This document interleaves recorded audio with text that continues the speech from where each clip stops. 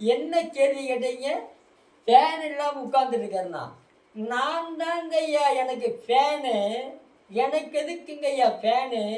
வெயில் காலத்தில் உடம்ப நானே குளிர்ச்சியாக வச்சுக்கிறோம் ஐயா. காலையில் எழுந்திரிச்சா வெந்தண்ணி சாப்பிடணும்.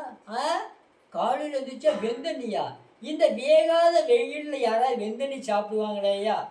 பச்சை தண்ணி சாப்பிடணும். காலையில் எழுந்திரிச்சு ஒரு லிட்டர் நீர் ஆகாரம் சாப்பிடுங்க. அப்படி இல்லையா மோர் சாப்பிடுங்க. அதுவும் இல்லையா நெல்லிக்காய், அவ்வை சொன்ன நெல்லிக்கனியை ஒரு ஜூஸ் போட்டு குடிங்க. அதுக்கப்புறம் யோகாவில் பார்த்தீங்கன்னா குளிர்விக்கும் பிராணாயாமம் ஒன்று இருக்குது. குளிர்விக்கும் பிராணாயாமம் இருக்கா? ஆமாங்க. அதை எப்படி செய்யணும்னா, இந்த wheezing, asthma problem, low BP இருக்கிறவங்கெல்லாம் செய்யக்கூடாது. மற்றவங்க தாராளமாக செய்யலாம். சும்மா 2 தடவை 3 தடவை செய்துக்கலாம். அதுக்காக அதைவே 5 நிமிஷம் செய்யக்கூடாது. எப்படி செய்யணும் பாருங்க. நாக்கை நீட்டி நல்ல காற்றை உள்ளே இழுக்கணும். முழுங்கி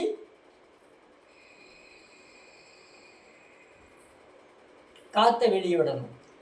நாக்கால ஆக்சிஜன் வெளியே இருக்கிற காற்றை உரியணும். முழுங்கி கொஞ்ச நேரம் இருந்து அதுக்கப்புறம் மூக்கு வழியாக வெளியே விடணும். இது மாதிரி 5 தடவை செய்யலாம், இல்லை 10 தடவை செய்யலாம். அதுக்கு மேலே செய்திடாதீங்க. உடம்பு ரொம்ப குழுகுழுலாக ஜன்னி வந்துடும். அதனால் 5 தடவை செய்தால் போதும். அதே மாதிரி சீத்காரியன்னு ஒன்று இருக்குது பாருங்கள். பல்லு வழியில் இழுக்கணும். முழுங்கி கொஞ்ச நேரம் இருந்து